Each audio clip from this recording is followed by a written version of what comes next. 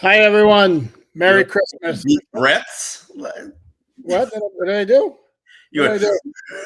or something like that. I don't know. I don't even know what I'm doing anymore. I'm old. What do I even tell you? Merry Christmas, everyone. It is December 25th, 2023, and it is a Merry Christmas if you're a Dolphin fan after that awesome game. That was a fun game in so many different ways. In fact, fun fact that I put out on Twitter this morning, the second 22-20 final score in Dolphin history. The first one being, of course, the wake off on Halloween night 2013, Dolphins over the Cincinnati Bengals, in a game where you should remember this because in a game where your good friend Brent Grimes had a pick six, had a spectacular pick six in that game as well. So Dolphins clinch a playoff berth. We will discuss. There's still a whole lot of that's unknown and undecided as far as their playoff. But they're in. But they're in. For the first time since 2016, we've done 2001, 2008. Dude, they were in last year. I forgot. I'm sorry. First time back to back. First time back to back since they did it 5 times in a row, 1997 through 2001. First time with 11 wins in a season since 2008. How about that? Oh, actually, somebody in the comments yesterday was like saying, "Yeah, that." I think I don't know exactly how it was phrased. It was like I very enjoyed. So, just for you, how about that? Yes. How about that is excellent, by the way. I'm sorry. Your how about that is excellent. Well, thank you. You say it just like Bad Bunny or Baby or whatever her name is. I think Bad Baby, yeah. I'm embarrassed to know this. Our obligatory shout out to player with the jersey uniform corresponding to the episode number, which is 174. So I'm going to go. No, I'm not sure for whatever reason. John Jerry, who was a guard from Mississippi, who the Dolphins drafted in the 3rd round, who was serviceable, had himself a very long NFL career. He did. Correct. John Jerry was serviceable. He didn't move anybody, but nobody moved him. And that was pretty much the hallmark of his NFL career. He wasn't moving anybody in the run game, but nobody moved him in pass protection. So I think he's the baseline of anything that I would accept for a starting offensive lineman. And his NFL career, as I'm looking here, spanned 10 years. Yes, he probably started for maybe 8 of those 10 years. 106 and because he was always a reliable, consistent offensive lineman because he wasn't getting beat in pass rush.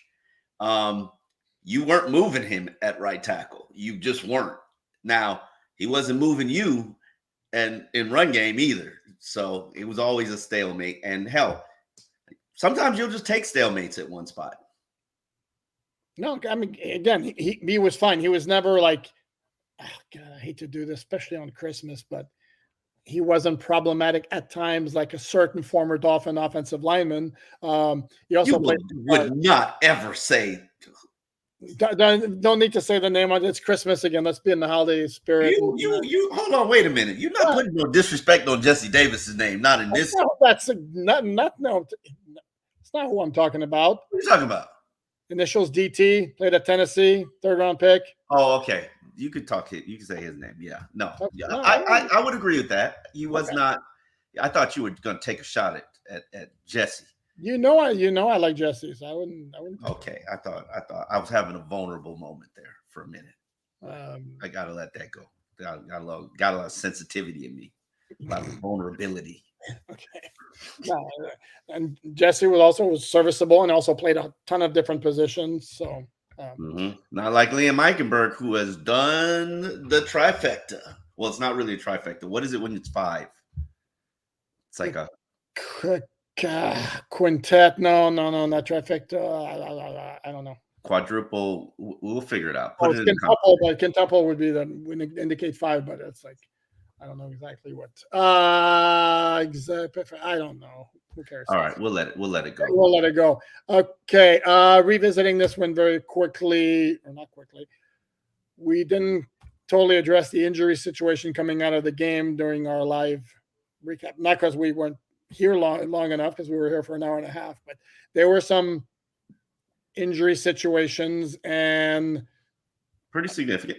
And again on offense, mostly the offense with Jalen Waddle, Raheem Mostert, and Robbie Chosen. I believe Waddle suffered an ankle. Raheem shin. Oh, okay. Ooh, that's not good. It was Raheem with the ankle. Did they ever say? Did they ever announce it in the press box? I don't know. And Chosen was concussion. That was kind of pretty clear once you saw the hit, and I think there was a little head bang onto the turf action there, which is never good. Yeah, it's interesting that they went really deep into the depths of the wide receiving core just because of injuries and rotation standpoint. And Chase Claypool sparingly played. Yep. 3 snaps on offense. So I'm thinking to myself, man, you must be the bottom of the depth chart. And I have to think that I have to look at you and think that you can help in the red zone. I just have to. I can't look at anybody else and think that they can help in the red zone. So all that's left is you. Fortunately, Raheem Mostert got back into the game and got over 1,000 yards. Waddle, surpassed the 1,000-yard mark, and put them with Tyreek, who I believe he caught. I forget what the 99 passes for Tyreek or something like that. 99 yards, 99 passes. That would be impressive in one game. No, for the season. Tyreek Tyreek achieved some milestone. Give me 1 second while I can get you the milestone. Okay. Interestingly enough, I'm looking at what was officially reported in the press box yesterday. There's no mention of Mostert, and Mostert played 19 snaps, and he did come back into the game to cross 1,000 yards and score a touchdown. But in the second half, for most of the second half, if not the entire second half, he was on the sideline, and there was HN and a little bit of Jeff Wilson Jr. as well. Waddle injuries reported in the press box has the eye in the first half where he got poked in the eye by DeMarcus Lawrence. Nothing about the shin. Interesting. And to address what Tyreek Hill's landmark achievement was, he became the only player in franchise history to have 100+ receptions in multiple seasons yesterday. So he's at 100 receptions or more. Okay. Okay. Well, I am giving you the weird look because I seem to recall Jarvis Landry also popping 100 more than once. No. That's why I say he becomes since Jarvis Landry. Oh, since Jarvis Landry. Okay. Mm-hmm. We're not communicating very well today. We got to work on our communication skills. What we have here is a failure to communicate. What movie is that? Cool Hand Luke. I have no idea what that is. It's a 60s or 70s movie starring Paul Newman and George Kennedy about a rebel prisoner who decides not to play nice with the guards, and it's actually very, very, very good. That means it needs to be remade. All right. Not everything needs to be remade. I can't deal with that. I'm not watching a movie from the 60s. You know how bad the cinematography is going to be? Come on, just remake the movie. Okay, I'll give you an example. They've just remade this year The Color Purple. Did you ever see the original The Color Purple? Yes, and it's excellent. And I think it's a fabulous movie. Did it need to be remade? Yes, because I think they made it into a musical. I mean, it doesn't mean even more. You don't know it until you try it. The same people who made the original retouched it and remade it. Like you never know. It was a phenomenal book.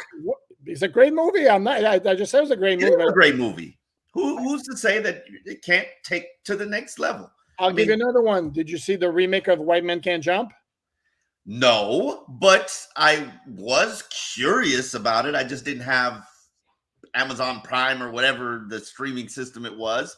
I'll catch it eventually. I mean, that was another phenomenal movie. Who knows what technology and we never know. We never know. No, I trust me, from somebody who saw it, who enjoyed the first one very much. The second one, I watched it out of professional curiosity. White Men Can't Jump? Yeah. Okay. It was extraordinarily meh. Okay. All right. I give it 5 mez. All right. Well, our homework assignment is we both need to watch The Color Purple and then give it a grade, give it a The new review. color purple. The new Color Purple. It's Oprah's involved. Like Oprah doesn't do things halfway. Yeah, immediately, and this is maybe not right on my part, but immediately the fact that it's a musical is a little notch in the negative column. Okay. Hey, not everybody likes musicals. I'm not saying. I mean, there's a lot of singing. Come on, you can't. Well, Jennifer yeah. Hudson. I forget what the other. Usually it's like, I mean, like, what'd you have for breakfast today? I had some toast and some egg. I mean, Jesus. Anyway, how did we get to the color purple from Dolphin injuries? Things that need to be remade. Listen, the Dolphins are going to have a great big challenge remaking this team next season. But that's a totally different transition and segue. Right now, it's about finishing this season strong, and I would argue to you that you couldn't be given a better scenario, except for maybe if the game were at home, to go play the Baltimore Ravens because they play Monday night. They're on a short week. They're traveling across the country. They'll have 1 day to practice, one less day of rest, and have played a physical opponent. Here you are at home, well rested. I know Mike McDaniel didn't give you a Monday day off because he's not going to give you a victory Monday, even though it's Christmas. Maybe he did give him a victory Monday. Yeah, he probably did. He's kind of. And important to note, if we're talking about the Baltimore game, the Dolphins, to repeat, cannot secure the number 1 seed in the AFC playoffs if they do not win at Baltimore. They can, if they win in their next 2 games, they're the number 1 seed. First round bye, every playoff game will be at Hard Rock Stadium. That's the goal. They could conceivably do it with a 12-5 record, win against Baltimore, lose against Buffalo, but it would require a whole lot of help, as in Baltimore not finishing. No, sorry. It would require Cleveland, Kansas City also losing. Cleveland, by the way, is 10-5. And Cleveland has a shot to win the AFC North. I mean, this is crazy. 4 different starting cornerbacks. They lost the best running back in the NFL. They lost their top 3 offensive tackles. I mean, props to them, but they're hanging in there. And guess who they're playing on Thursday night? They got the Jets at home, so the Browns will be 11-5, and they got at Cincinnati at the end. So I did all of the permutations and all the possibilities of different outlook scenarios on alldolphins.com. Because you do those things. That's what you do. Absolutely. And I also indicated, man. I am, but I love that. I love that stuff. I think I might have said it on the show last night. The Dolphins cannot be the 4 seed, and they cannot be the 7 seed. Okay. So they'll be 1, 2, 3, 5, or 6. Okay. If they wind up losing 1 game, chances are, and not win the division title, chances are they'll be 6. And if they're 6, they're playing at 3, and chances are that's going to be the Buffalo Bills. It's also possible the Dolphins could win the AFC East and still play the Buffalo Bills. So I give you some nightmare fuel here. Yeah. Back-to-back games against Buffalo. It's destiny, man. Listen, I've looked at it this season. I do believe that this is a season of destiny. You've suffered for 20 years as a franchise. You couldn't get out of your own way as a franchise. And here you are, number 1 offense, top 5 defense, record-setting running back, record-setting offense, or pace-setting offense. I don't know if they're record-setting anymore. Now, you've got a ton of injuries. You've survived a lot of those injuries. You're testing your depth. You survived the test of your depth. You're well-coached. Now, what do you need? You need home field advantage. So I've always looked at this as a stretch where they have to win these final 3 games in order to have the Super Bowl season that they've wanted, that they've talked about, that they've worked for. You have to win the final 3 games. and this was the starting point. This is a momentum builder. Do you not see how this victory over the Dallas Cowboys can build momentum, taking you where you want to go as a franchise? It was a necessary step. I don't know. To me, I always felt the Dolphins had the capabilities of doing it. And again, because what's so different about this team from previous teams is a combination of offense defense. Like right now, I mean, their defense is top notch, and the offense has shown it can. I mean, it can operate quickly. So that makes them different.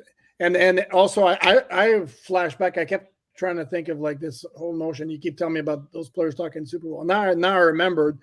It kind of was in the off season and training camp because of all the questions of like, well, UM basketball and UM women's basketball went to the Final Four very far. The Panthers went to the Stanley Cup final. The Heat went to the finals.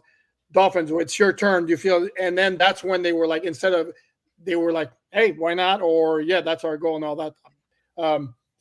And maybe, as you said, maybe they are destined to get there. Super Bowl, Tua talks about it all the time, which is, I guess, at times uncomfortable for everybody else. But I remember the moment in Hard Knocks where Tyreek's like, we got a good team. And Tua's like, no, we got a great team. And they've spoken into existence. I think that there are a lot of things that need to be addressed, a lot of things that need to be fixed in order for you to take the next step. We know Baltimore is going to be a very physical team, a very physical game. I have called them the Debo of the NFL for a decade plus, and that's just the style that they're going to play. You're just going to have to counteract that and do the best that you can and stand up to the bully. And I'm curious to see if the Dolphins can do that. You're like, no, I'm like, I think they absolutely can. I don't suggest. I mean, I think of the opening point spread might be Baltimore by 3. Home field advantage is worth 3 points, supposedly, as it goes. So it's not a matchup where, and I understand they have different styles, but again, the Dolphin style is very, very effective, and they are just really, really good on defense, and they're really, really good on offense. mm-hmm. So, hey, anything's possible. I mean, again, you tell me right now they're going to win the next 2 games, being the number 1 seed. I certainly can see that happening. Could they lose the next 2 games and wind up as a wild card? That could happen too. I mean, there's not a whole lot of separation in the AFC the way I see it. And yes, by the way, before I'll stop anybody like watching going, yeah, but Buffalo sucked on Saturday night and they should have lost against the Chargers. Okay, yeah, that's one game where they play poorly. How'd they look against Dallas? It's a week-to-week thing. And if you can, you got to look at, the overall outlook of the team. Mm-hmm. And I look at Buffalo. Buffalo's the scariest team to me in the NFL, just from the standpoint they've got the quarterback and they can get hot. And when they get hot, they're very dangerous. And that, to me, the one thing that I do think about the Dolphins is they're efficient. They haven't gotten hot. I think individuals have stepped up, but they haven't gotten hot. Like Bradley Chubb is probably the closest to getting hot in terms of just a guy that's on a run, on a tear. But outside of that, and obviously Tyreek is Tyreek, so I don't view what Tyreek does as getting hot. That's just when you have the best weapon in the NFL. That's how you generally look. What did you think about Tyreek's performance on that ankle injury? Because I don't think he was completely healed or healthy, as I don't know if he's going to be for the next month. I watched a Cameron Wake interview with him on the field where he was looking up at the scoreboard and he was like, "What? We qualify for the playoffs? We sealed a bid for the playoffs?" He's like, "Oh shoot!" He didn't use shoot, and no, he was surprised. And give me a break. Give me a break. No, you got to look at it. No, I'm not arguing where you didn't. It's Cameron Wolf, by the way, dude. You like called Cameron Wake. I called him Cameron what? Cameron Wake. Oh, really? Okay. Cameron Wolf. Yeah. No, and I'm not doubting your version. I saw the beginning of the interview, and there was like, No, but so and I'm going to take your word for it. I didn't see that part, but I'm sorry, I don't buy that notion. Call me skeptical. You wouldn't be the first, By but what notion? like he didn't know they were clinching the play. Give me no, Nope. I can promise you, I'm not in buying that it. locker room. Those guys have no idea. Okay, Half the time, I'll sit there and I'll tell them things, and they'll be like, "Word? Like, really?" Tyreek had no idea. I think I've identified there are only 3 players who actually know what the heck is going on a consistent basis because they're aware enough and they pay attention enough. Raheem Mostert, who knows everything. Alec Ingold, who's his partner in crime, who they know everything, and then Teron Armstead. Everybody else, Christian Wilkins. I would have to talk to him to actually know what he knows. Okay, okay. Um, yeah, So yeah, you know and it. then if Christian Wilkins knows it, then Javon Holland knows it. So it's Yeah. Okay. I mean, could be wrong. Been wrong before. Will be wrong again. But no, there's no I'm not, chance. There's no chance based on Tyreek's reaction that he actually knew that they clinched the playoff bid with that victory. Like, okay. Anyway, speaking of and I Tyreek. promise you, Tua didn't know either. I know that because he Okay. doesn't live his life like that. Okay. No. Sorry. Sorry. Not buying it. Not Not buying it. picking the bait, huh? No. Uh, Tyreek. Did you know what? Tyreek wound up playing 55 snaps, second highest total of the season for him. That was very surprising to me that he would play that much. Um, and he was fine. And again, his presence on the field again created opportunities that are not there if he's not on there. He was still hella productive too, and it's very important because Waddle was out. So I think he played that many snaps because Waddle was out because it changed it. Waddle was out, Chosen was out. That completely changes the complexion of the offense because you lost basically all of your speed guys. Um, yeah, you can run those routes with Braxton Berrios, but nobody's going to be scared of you. No, they'll be right on top of him. And yes, he did drop that bomb early on, right before the one to Waddle. Where was it supposed to be thrown? Was it supposed to be thrown more inside? Was it supposed to be thrown over his shoulder the way it was? It certainly was catchable. I mean, again, I don't know exactly what the pattern called for. So I It's hard to do. Tua will take ownership for it and blame himself. So let's put it on Tua. That catch would have been hard to achieve. Now it's not past Tyreek's capabilities, but the fact that they had those pass plays open and were able to get behind the receiver, that's a good sign, especially for Tyreek. Um, there were moments where you saw him gearing down and you saw the issues with him gearing down and or trying to change directions, and he just literally just went to the ground. And I was like, man, if that's what you got to do to make it through this next stretch of the season, to do what you got to do, because he did catch 9 passes, 9 of, I believe, 14 targets. Yeah, and he had the big one at the end of the game that converted the third down and allowed him to bleed the clock on a very, very simple, like Being one. transparent, didn't like the play, but Can't argue with the result. cannot argue with the result. I'm not a argue with the result kind of guy, but I'm gonna be honest. I didn't like the play before it happened. But hey, I mean, it really wasn't even close to not working. I mean, it's like, maybe I'll they. take one bad block. That thing's Oh, over. correct. No, and there were other plays that were blown up because the blocking was there. That one certainly worked pretty well. We should mention Austin Jackson was active, didn't play. This is one of those again. They did that with Connor Williams. They did that with Robert Hunt, where the guy comes back and I think he's there just as an emergency. It's a situation where Austin Jackson knows he's going to have to play with this issue for the remainder of the season. It's not going anywhere. It's not healing. And it's been here even before he got his contract. It's worsening. And so this is a possibility that they might be shutting him down possibly until next week. Another guy that we got to continue to monitor is Robert Hunt. Rob basically is been shut down for another month. And the hope is that he can come back at some point, either this week or next week, or maybe in the playoffs. Rob is a very reliable, consistent right guard, and he's definitely going to be needed for if this Dolphins team is going to be making a Super Bowl run. Jerome Baker is also on his way back. He's rehabbing every single day after practice. He will be able to be activated against the Buffalo Bills. Against the Buffalo Bills. So that's where we are from an injury standpoint.